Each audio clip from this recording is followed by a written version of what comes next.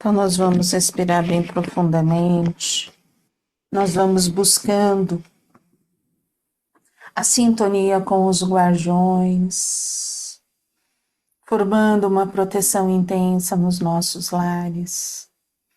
Nós vamos assim buscando a expansão da nossa consciência, buscando a energia de Ruiz, Eliamar, Maria Amélia, Cíntia, Cássio, para que eles possam nos levar até o Hospital Santa Cruz, onde nos colocamos ali unidos com todos os espíritos que estudam junto conosco. Que essa expansão de sentimento, de consciência, possa ocorrer em cada um de nós, para que possamos assim evoluirmos. Que esta tarde seja de muita serenidade, equilíbrio e fraternidade. Graças a Deus, graças a Jesus. Onde a surpresa, meu irmão? Para mim não é surpresa, mas não deixa de ser um assunto intrigante.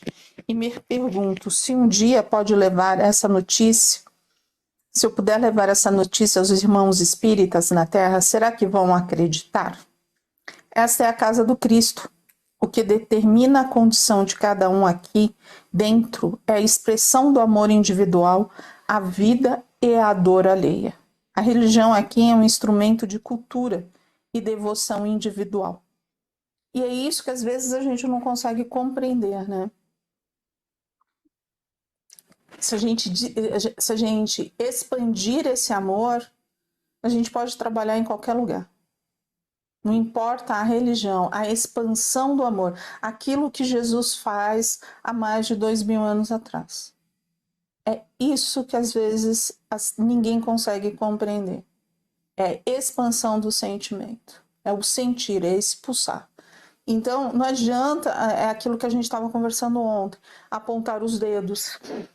Não tem solução mirabolante, só tem uma solução, que é o amor, é a compreensão.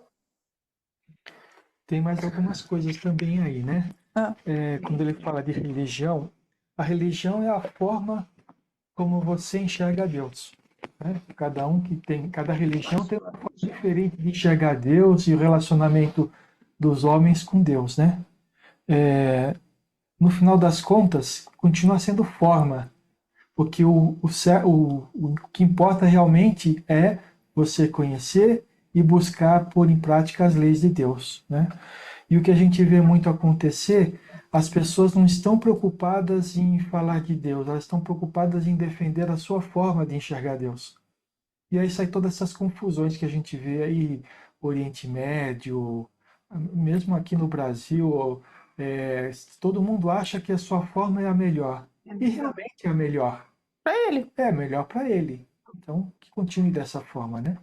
E mesmo a gente no grupo aqui, a gente está conversando, cada um tem a sua forma diferente de enxergar Deus. E precisa ser respeitada, porque aquela forma chegou ali baseado em todas as experiências que aquela pessoa vivenciou. Então tem que respeitar a forma de cada um enxergar Deus. Aí ele coloca assim: confesso minha admiração por tão grande responsabilidade de ambos os médiuns. Que maravilha! Quando olhava para Antonino, na sua rotina diária, especialmente nesse momento de lutas interiores que ele vem enfrentando, não supunha esta capacidade de doação. Ele poderia, no corpo encarnado, tá com todas as dúvidas, tá com todos os problemas, mas quando ele desdobrava, ele ia para o trabalho. O amor, a dedicação estava em primeiro lugar. E isso é onde faz a diferença do trabalhador. Aquele que assumiu a responsabilidade, aquele que foi para a renúncia, que está dentro dele realmente, e aquele que não conseguiu compreender ainda. Eu acho que quando a gente fala assumiu a sua responsabilidade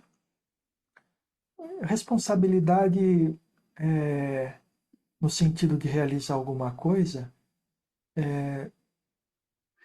me remete até a ideia de obrigação, né?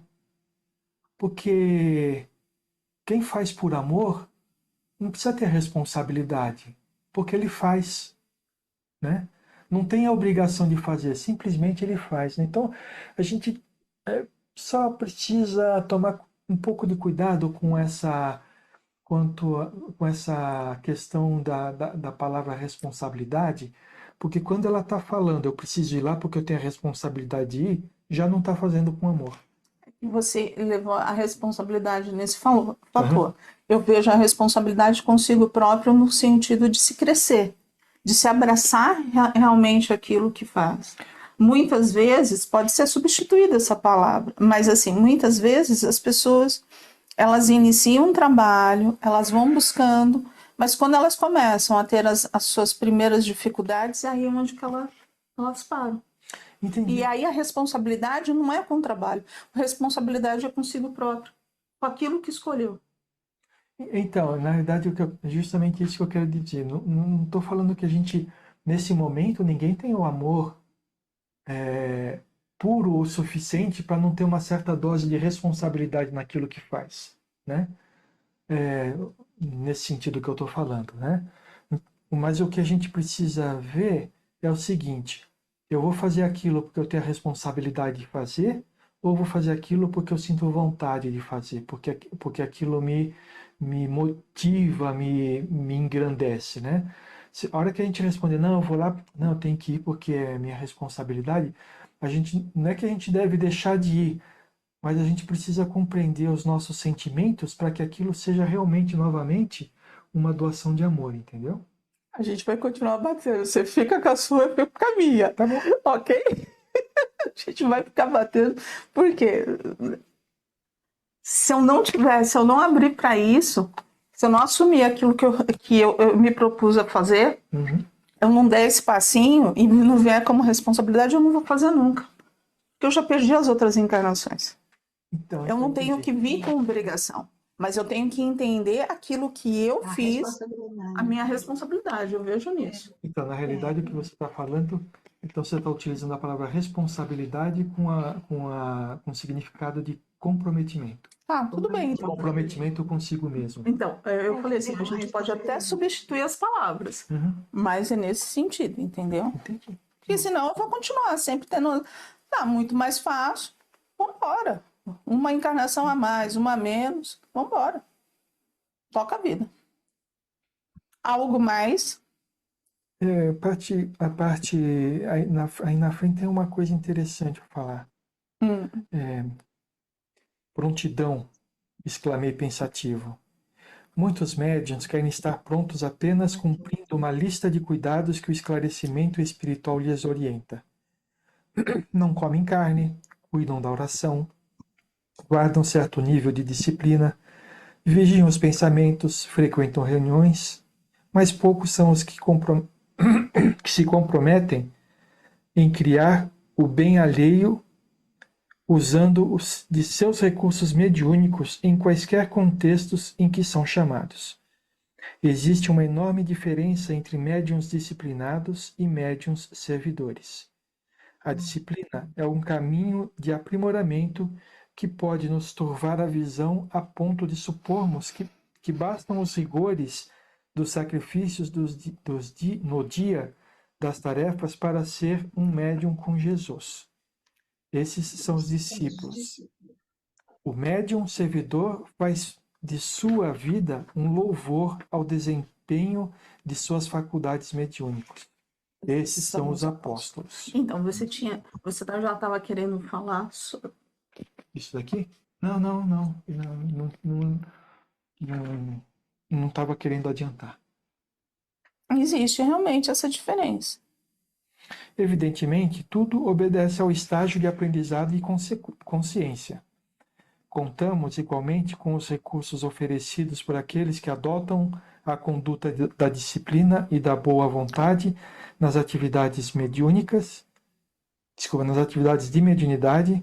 Todavia, os trabalhos específicos que essa hora de transição e tumulto do planeta solicitam, em socorro às dores e na intervenção de amparo para o bem, exigem mais que disciplina dos trabalhadores da mediunidade. Então, na realidade, é assim, imagina, Se a gente tivesse optado por seguir os rigores da disciplina, que boa parte aqui aprendeu na aliança, e não tivesse essa ideia de servir, na hora da Covid, não teria tantos grupos trabalhando online para atender as pessoas que estavam passando por dificuldades emocionais muito grandes naquele período, né? A gente não pode nem falar só, a gente frisar só a aliança, né? Eu falei da aliança porque é o que a maioria daqui Mas vê. assim, a gente viu que a federação soltou Sim. naquela época um manifesto falando que a gente não deveria fazer nenhum tipo de trabalho, nenhum tipo de incorporação dentro da casa. Da casa particular. Na casa particular. Ela veio com um memorando sobre isso. Então, assim, a gente quebrou Quebrou a regra. a gente quebrou paradigmas. A gente veio no sentido disso. Mas aí lembrando um pouco que a gente viu agora há pouco, né?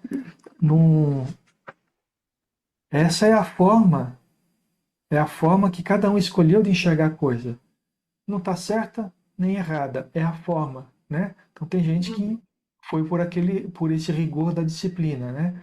A gente optou fazer uma coisa diferente e eu não me arrependo de ter buscado essa forma diferente, não. E eu acho que assim, no Pingo ficou quem precisava ficar, quem se sentia tocado pelo projeto.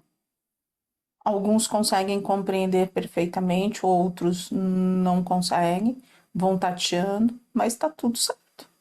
E aqueles que ficaram naquele período receberam tudo o que precisavam e toquem as suas vidas como necessitam, né?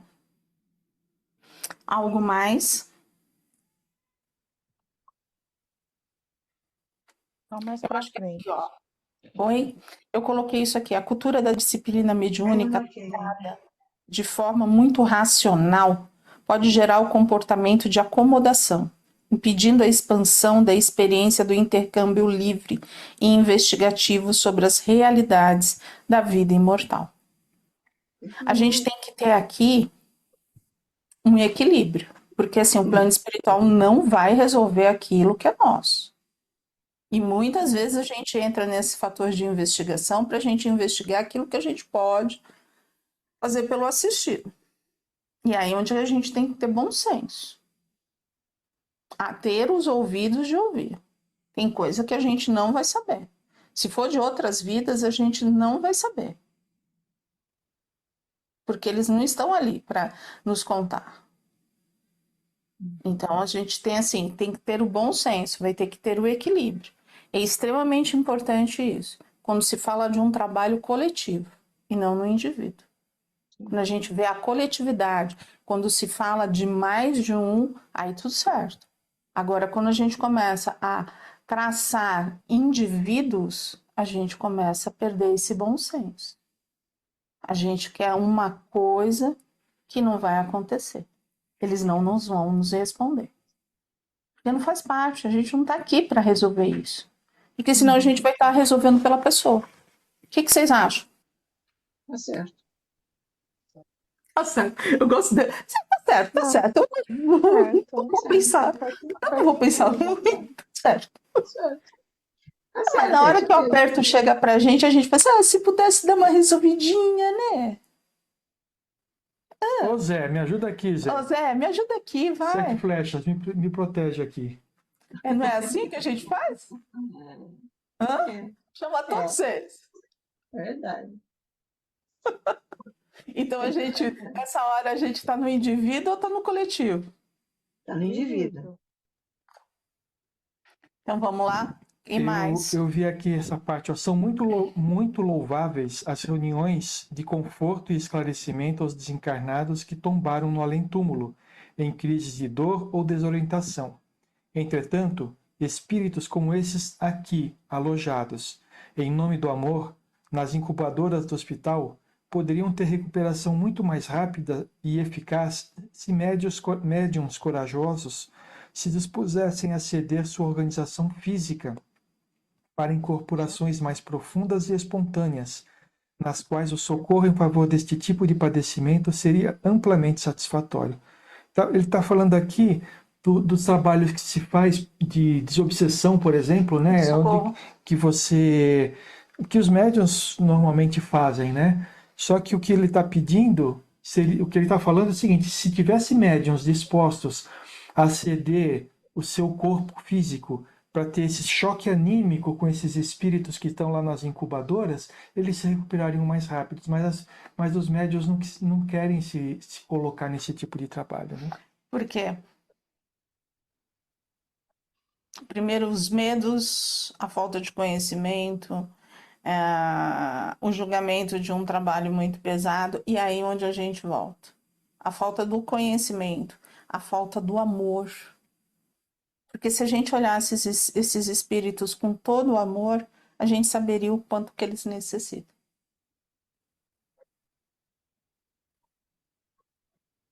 A gente está com muitas dificuldades de fazer trabalhos desse tipo. Muitas equipes dentro das casas presenciais não querem mais fazer esse tipo de trabalho. E aí onde vem as elites, e aí onde cresce a Umbanda. A Umbanda vai faz, fazer, né? A Umbanda faz. vai fazer. Entendeu? Aonde a apometria vai trabalhar. Por quê? Porque a elite se tornou um julgamento, mas assim, a elite está ali e não quer trabalhar. Então tá bom. A gente precisa de trabalhador, a gente precisa de servidor. A gente precisa estar ali das mangas arregaçadas e não criando celeumas. Ah, mas eu vou me sentir mal. Um pouquinho, se for, mas passa. Não dura para sempre, não vai ficar ruim. Se estiver com bons pensamentos, se estiver fazendo reforma íntima, se estiver toda na estrutura. Mas se não tiver. Foi também uma decisão de cada médium. Cada um, né? Então, aí o que que acontece? E já nem vai para o trabalho. Porque sabe que não está fazendo, então trabalhar ou não trabalha. É onde que eu falo que existe tipo de uma... Eu finjo que trabalho e a gente finge que tá tudo certo. Uma vez, quando eu era presidente, teve uma pessoa que começou a reclamar do trabalho, que não sei o quê. E aí eu perguntei: você trabalha para Jesus? Sim, claro que eu trabalho. E quais são as ressalvas que você faz para trabalhar por Jesus? Não faço nenhuma. Então vamos trabalhar. Bora Ah, trabalhar. E aí?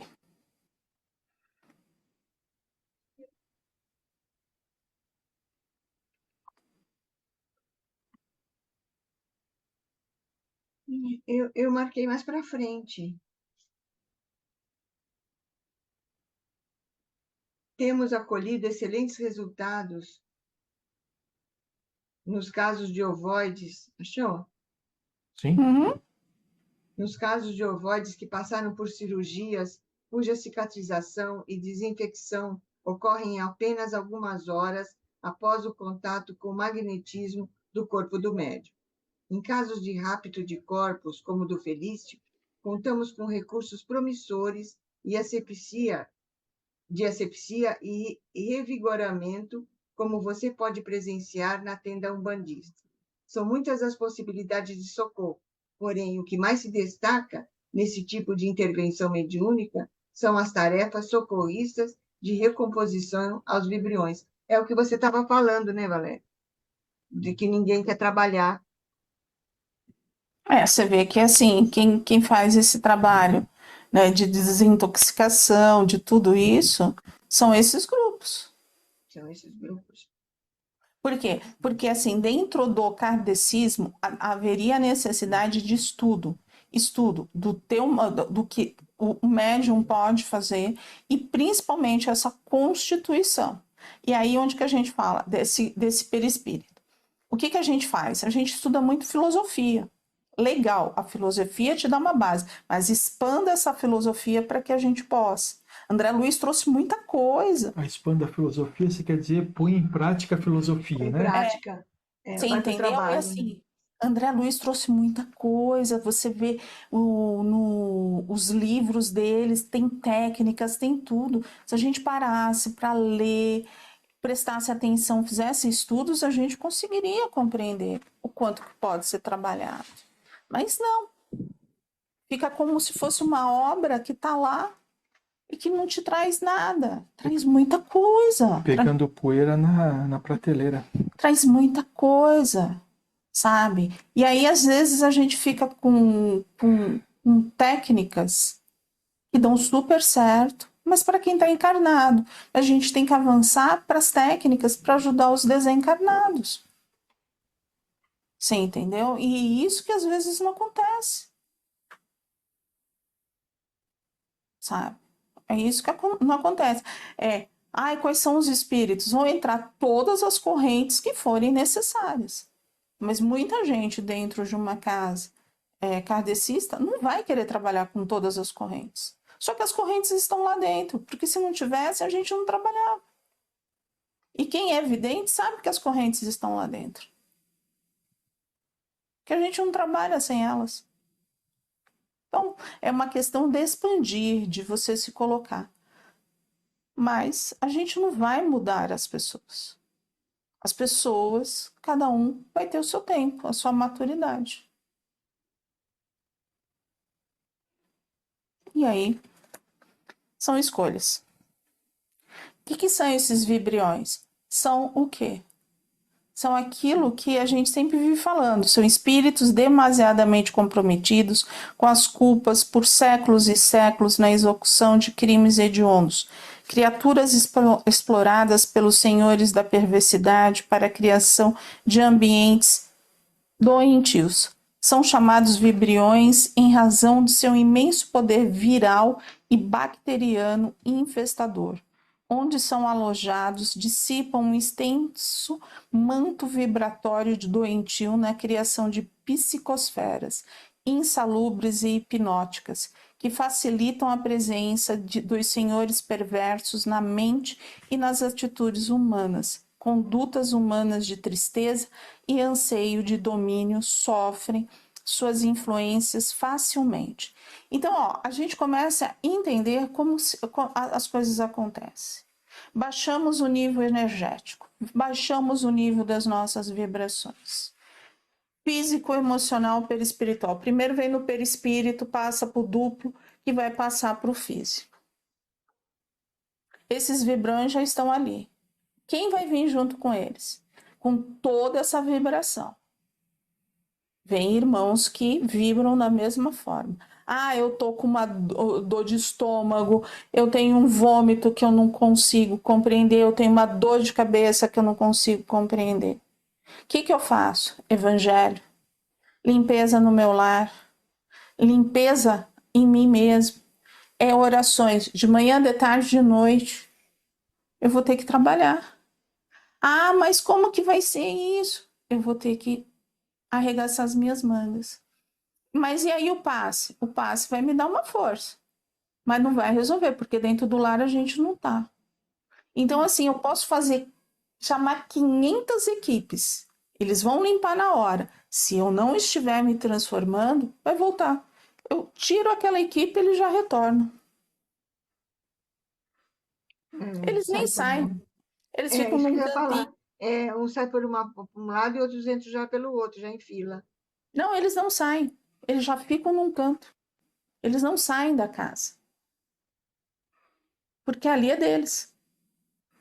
Nós entramos com a luz, mas aquele que está ali não quer a luz. Então, como que eles vão sair? Não adianta, é verdade. Se a pessoa não se transformar, não é? É isso que você sempre fala. Se a pessoa não se transformar, não pode limpar todo dia, de manhã, à tarde já está na mesma hora, né? Você diz. Entendeu? Entendeu? E aí que vem essas preocupações, né? Algo mais? Temos 3 minutos.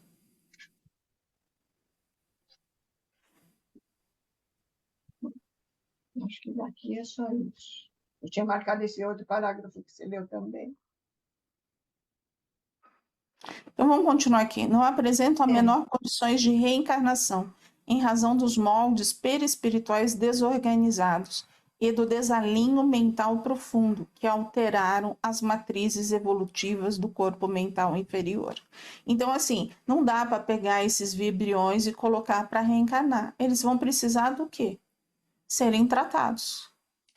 Se recomporem perispiritualmente. Se o perispírito foi deteriorado, e o perispírito é a forma é o que dá a forma ao corpo físico, imagina que forma que ia nascer esse espírito se ele viesse uma Reencarnasse. Precisam, por isso, de longos estágios nas incubadoras de hibernação no Hospital Esperança, com o propósito de reaverem os moldes mentais que foram deteriorados.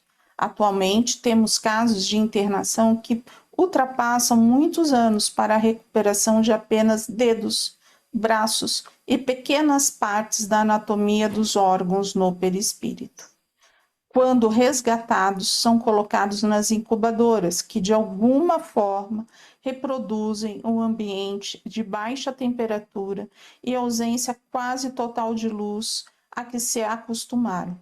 A luz vermelha de baixa luminosidade é a que predomina na ala onde eles se encontram internados. Isso é extremamente importante da gente compreender.